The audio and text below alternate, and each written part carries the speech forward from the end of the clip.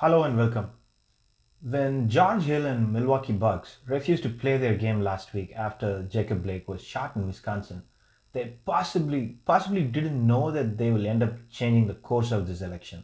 They risked everything and dragged the NBA to do something about it.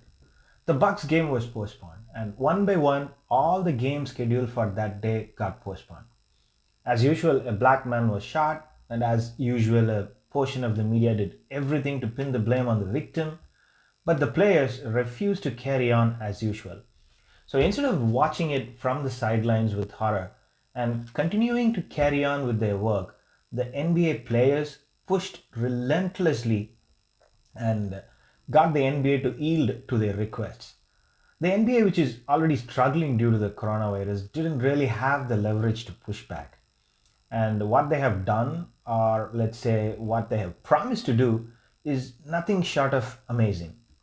And the biggest and the most influential outcome of the strike, the shutdown, or the talks, or whatever you want to name it, it is the franchise owners have decided to convert their arenas into mass voting locations.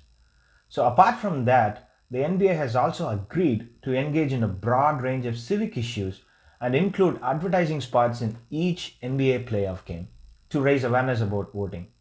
Now, remember that we have this, oh, basketball players, you should shut up and dribble crowd. Well, now they have got the message to shut up and be quiet. I really don't know what led the NBA players to target voting access and awareness, but somehow they did, and it will change the election on its head. And I'll explain why.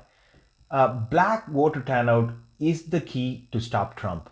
With NBA players leading the way, the message to vote will be loud and clear within the black community and it will be amplified. The good news is the NBA is not just talking, they are actually taking action. By using arenas as polling places and using NBA's reach to increase awareness about voting during playoff games, the turnout will certainly increase, or at the very least, it will scare the voter suppression crowd to think twice about going down the road.